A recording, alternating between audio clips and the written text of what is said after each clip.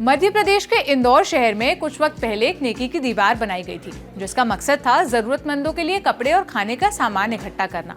ये वीडियो उसी नेकी की दीवार का है जिसमें एक्टर रणवीर सिंह के लिए कपड़े जुटाए जा रहे हैं। लाइन में खड़े लोग बारी बारी से अपनी श्रद्धा अनुसार रणवीर सिंह के लिए कपड़े दान कर रहे हैं। कपड़े जिस बॉक्स में डाले जा रहे हैं उस पर रणवीर सिंह की एक तस्वीर लगी है और नीचे स्लोगन लिखा है, कैप्शन लिखा है, मेरे स्वच्छ इंदौर ने ठाना है, देश से मानसिक कचरा भी हटाना है।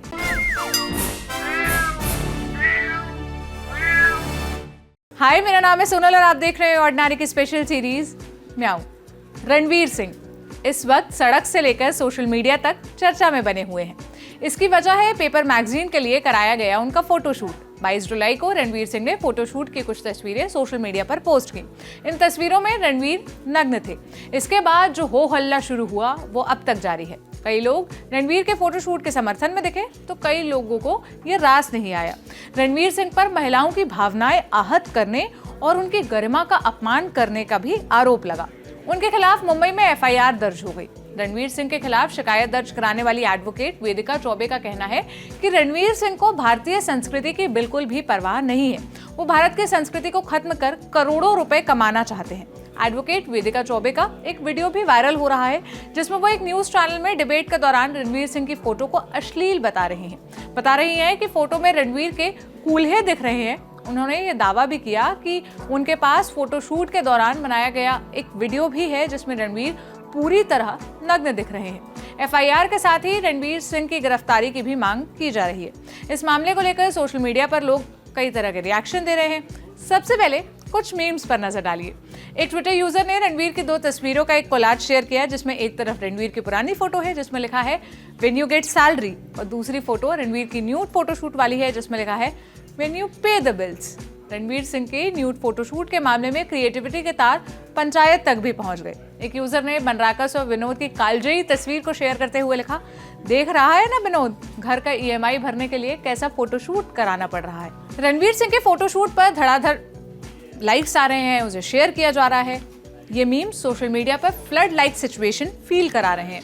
फनी मीम के अलावा रणवीर के समर्थन और विरोध तक लोग पहुंच गए हैं। एक्टर अर्जुन कपूर ने रणवीर के फोटोशूट पर कहा, रणवीर सिंह में कोई भी दिखावा नहीं है। आप लोग रणवीर को 10-11 साल से देखते आ रहे हैं। वो जो भी करते हैं वो उनकी पर्सनालिटी का हिस्सा है। उन्होंने जो भी किया वो उनकी मर्जी है, उनका सोशल मीडिया है, उनको जैसे कंफर्टेबल लगता है वो करते हैं और हमें उनकी इज्जत करनी चाहिए।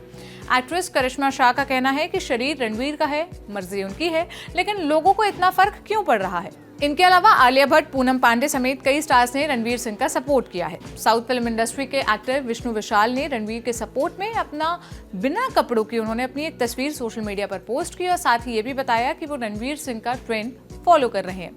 लेकिन कई लोग ऐसे भी हैं जिन्हें रणवीर सिंह की तस्वीरों से प्रॉब्लम है। रणवीर सिंह के विरोध में एक्ट्रेस शर्लिन चोपड़ा उनकी पत्नी दीपिका पादुकोण तक को घसीट ले आई। सुनिए शर्लिन ने क्या कहा। कुछ वर्ष पहले मैंने लॉस एंजलिस में एक अंतर्राष्ट्रीय मैगजीन के लिए इसी किस्म का बोल्ड शूट किया था और जब मैं भारत लौटकर आई तब मीडिया के लोग और बॉलीवुड के निर्माता, निर्देशक, कलाकार और समाज के ठेकेदारों ने मुझको बहुत सुनाया, कहा कि मैं जलील हूं, चरित्रहीन हूं, बेआबरू हूं वगैरह वगैरह।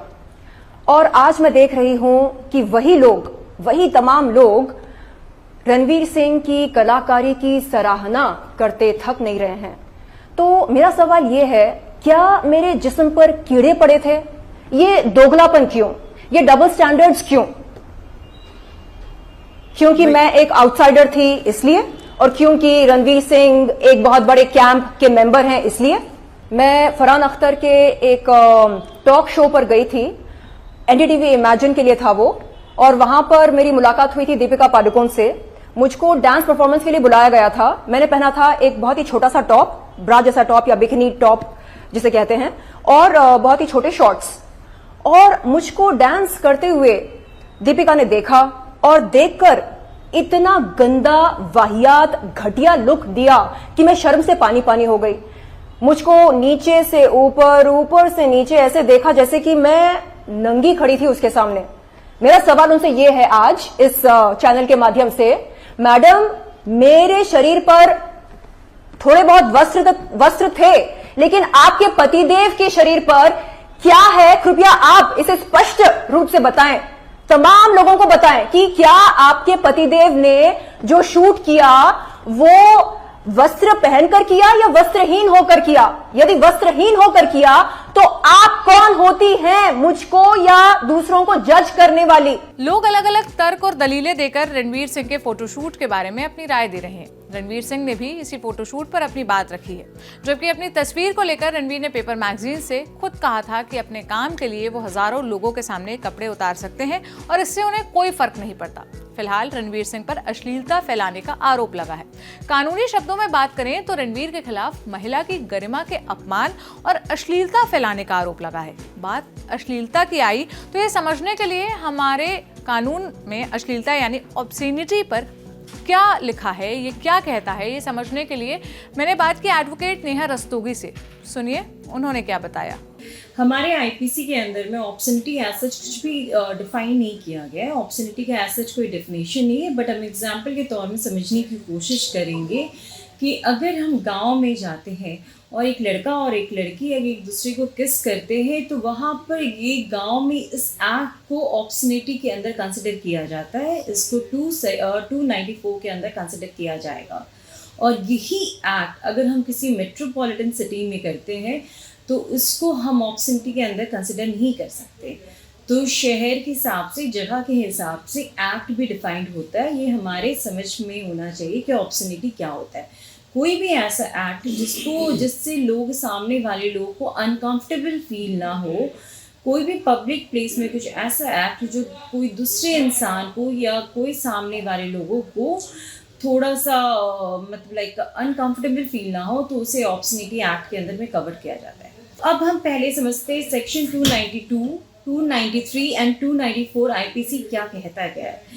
अगर हम कोई भी ऑब्सनिटी एक्ट या ऑब्सीन पिक्चर या कोई सॉन्ग बुक के थ्रू, पैम्पलेट के थ्रू, पेपर या राइटिंग के थ्रू या किसी भी मीडियम के थ्रू हम सर्कुलेट करते हैं या उसका बिजनेस करने की कोशिश करते हैं, एडवर्टाइजमेंट करने की कोशिश करते हैं या पोर्नोग्राफी मटेरियल के साथ हम ऐड करने की कोशिश करते हैं, तो इसको 292 आईपीसी एक्ट के अंदर कवर्ड होता है।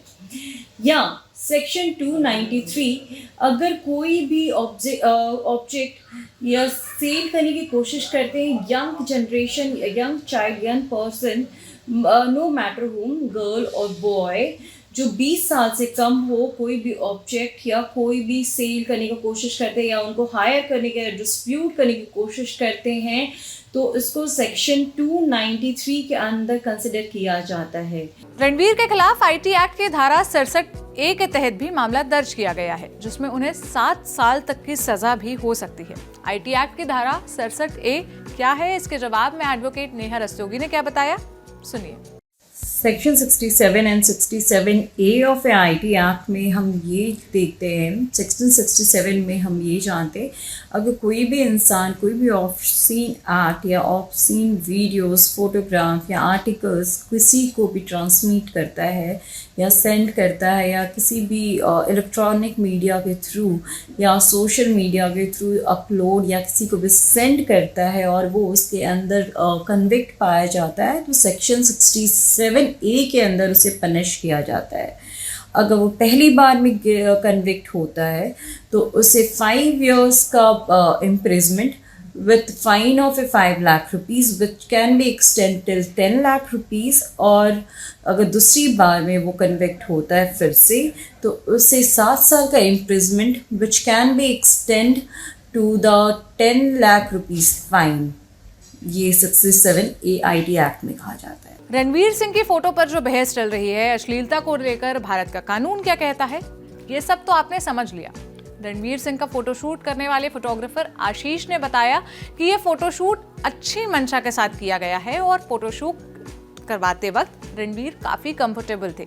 रणवीर की फोटो ऑब्सीन है या नहीं, ये अब कोर्ट तय करेगा। लेकिन मेरा सवाल ये है कि एक व्यक्ति जब अपने कंफर्ट में रहते हुए फोटोशूट करवा रहा है, सोशल मीडिया पॉलिसीज को ध्यान में रखते हुए फोटो पोस्ट कर रहा है, किसी की प्राइवेसी पर हमला नहीं कर रहा है, तब उस पर किसी को आहत करने के आरोप लगाना कितना उचित है? आप इस पर सोचिएगा। आपकी इस मुद्दे पर जो भी राय होगी मुझे कमेंट में ज़रूर बताइएगा। कल मिलेंगे एक नए टॉपिक के साथ। अपना ख्याल रखिए। शुक्रिया।